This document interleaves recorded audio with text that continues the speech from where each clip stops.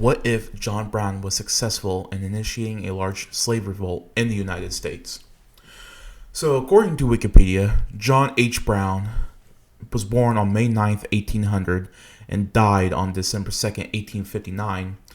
He was an American abolitionist leader. Brown felt that speeches, sermons, petitions, and moral persuasion were ineffective in the cause for abolishing slavery in the United States. An intensely religious man, Brown believed he was raised up by God to strike the death blow to American slavery. He felt that violence was necessary to end it.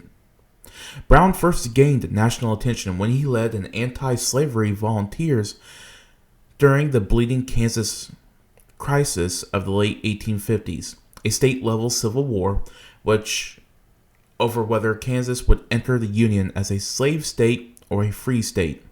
He was dissatisfied with the abolitionist pacifism. These men are all talk. What we need is action. Action. In May 1856, Brown and his supporters killed 5 supporters of slavery in a Potawatomi massacre, a response to the sacking of Lawrence by pro-slavery forces. Brown then commanded anti-slavery forces at the Battle of Blackjack on June 2nd and the Battle of Osawatomie on August 30th, 1856. 3 years later, in 1859, Brown led a raid on the Federal Armory at Harper's Ferry, Virginia, today West Virginia, intending to start a slave liberation movement that would spread south through the mountainous regions of Virginia and North Carolina. He had prepared a provisional constitution for the revised slavery-free United States he hoped to bring about. He seized the armory, but 7 people were killed and 10 or more were injured. Brown intended to arm slaves with weapons from the armory, but very few slaves joined his revolt. Within 36 hours, those of Brown's men who had not fled were killed or captured by local farmers, militiamen, and U.S. Marines. That latter was led by Robert E. Lee. Brown was hastily tried for treason against the Commonwealth of Virginia, the murder of 5 men, and inciting a slave insurrection. He was found guilty of all counts and was hanged on December 2nd, 1859, the first person to be executed for treason in the history of the United States. Brown said repeatedly that all of his anti-slavery activities, both in Kansas and Harper's Ferry, were in accordance with the Golden Rule. He said the most famous sentence in the Declaration of Independence, "All men are created equal," meant the same thing. Historians agree that Harper's Ferry raid and Brown's trial, which would be later known as Virginia v. John Brown, both covered extensively by the national press, escalated tensions that led a year later to the South's long-threatened secession and the American Civil War. Southerners feared that others would soon follow in Brown's footsteps, encouraging and arming slave rebellions. He was the hero and icon of the North from 1859 until Lincoln's assassination in 1865. He was the most famous American. Union soldiers marched to the new song, "John Brown's Body," that portrayed him as a heroic martyr whose truth is marching on. It was the origin of the Battle Hymn of the Republic. Newly freed blacks walked to the same song, and they lowered their voices speaking of Brown as if he were a saint. As Brown's son, John Brown Jr., told a visitor just before the raid on Harper's Ferry, as only force and firearms kept slavery out of Kansas, so nothing else will overthrow it in the southern state. The visitor adding that this was a belief in daily gaining adherents. The violence Brown used makes him a controversial figure even today. He is both memorialized as a heroic martyr and visionary, compared sometimes with Moses. Actions in Kansas. After the Harper's Ferry raid, trial, and Brown's execution, Brown was linked forever to those events in Virginia, and to a lesser extent to his burial site in remote North Elba, New York. However, while alive, Brown was thought of as a Kansan. It was in Kansas that he first received national attention, approaching for some New England abolitionists the status of a cult figure. He is the subject of a controversial mural in the Kansas state capitol. The Kansas Historical Society went on record in suggesting that John Brown be one of Kansas's 2 state statues in the National Statuary Hall in the U.S. Capitol.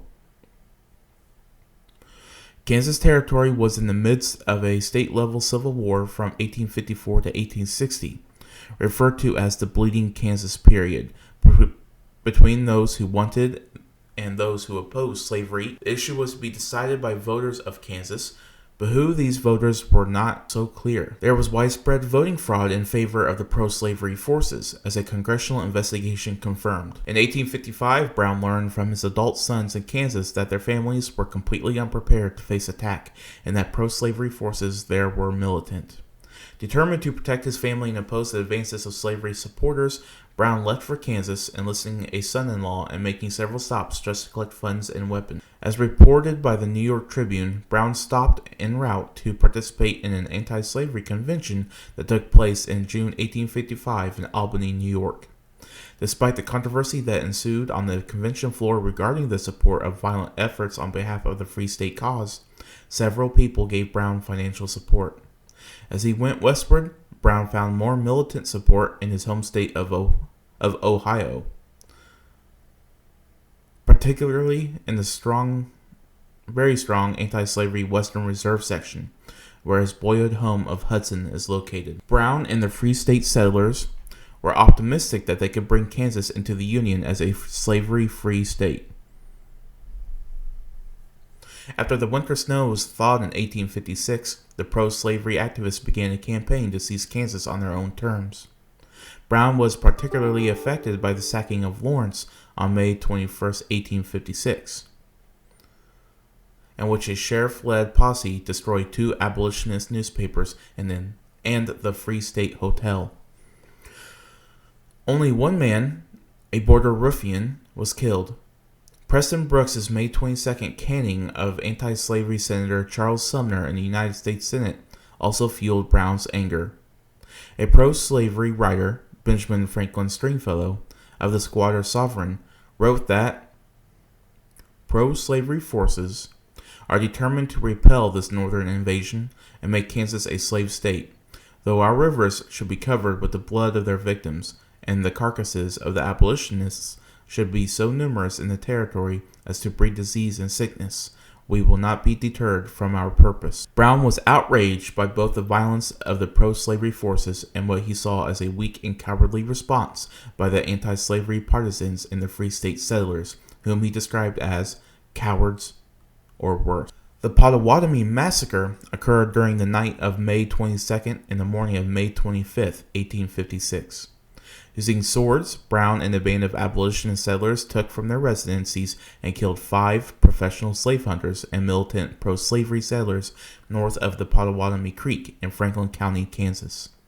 Speaking of the threats that were supposedly the justification for the massacre, Free State leader Charles L. Robinson stated, "When it is known that such threats were as plenty as blueberries in June on both sides, all over the territory, and were regarded as of no more importance than the idle wind, this indictment will hardly justify midnight assassination of all pro-slavery men, whether making threats or not. Had all men been killed in Kansas who indulged in such threats, there would have been none left to bury the dead." In the 2 years prior to the Potawatomi Creek Massacre, there had been 8 killings in Kansas Territory attributable to slavery politics, but none in the vicinity of the massacre. The massacre was a match in the powder keg that precipitated the bloodiest period in Bleeding Kansas history, a 3-month period of retaliatory raids and battles in which 29 people died. Palmyra and Osawatomie. A force of Missourians, led by Captain Henry Clay Pate, captured John Jr. and Jason, destroyed the Brown family homestead, and later participated in the sack of Lawrence. On June 2nd, John Brown, 9 of his followers, and 20 local men successfully defended a Free State settlement at Palmyra, Kansas, against an attack by Pate, which was known as the Battle of Blackjack. Pate and 22 of his men were taken prisoner. After capture, they were taken to Brown's camp and received all the food Brown could find. Brown forced Pate to sign a treaty, exchanging the freedom of Pate and his men for the promised release of Brown's 2 captured sons. Brown released Pate to Colonel Edwin Sumner, but was furious to discover that the release of his sons was delayed until September. In August, a company of over 300 Missourians under the command of General John W. Reed crossed into Kansas and headed towards Osawatomie, intending to destroy the Free State settlements there and then march on Topeka and Lawrence. On the morning of August 30th, 1856, they shot and killed Brown's son Frederick and his neighbor David Garrison on the outskirts of Osawatomie. Brown, outnumbered more than 7-1, arranged his 38 men behind natural defenses along the road. Firing from cover, they managed to kill at least 20 of Reed's men and wounded 40 more. Reed regrouped, ordering his men to dismount and charge into the woods. Brown's small group scattered and fled across the Murray de Cygnus River. Out of Brown's men was killed during the retreat and 4 were captured. One of Brown's men was killed during the retreat and 4 were captured. While Brown and his surviving men hid in the woods nearby, the Missourians plundered and burned Osawatomie. Despite his defeat, Brown's bravery and military shrewdness in the face of overwhelming odds brought him national attention and made him a hero to many Northern abolitionists. On September 7th, Brown entered Lawrence to meet with Free State leaders and help fortify against a feared assault. At least 2,700 pro-slavery Missourians were once again invading Kansas. On September 14th, they skirmished near Lawrence. Brown prepared for battle, but serious violence was averted when the new governor of Kansas, John W. Geary, ordered the warring parties to disarm and disband, and offered clemency to former fighters on both sides. Brown, taking advantage of the fragile peace, left Kansas with 3 of his sons to raise money from supporters in the North.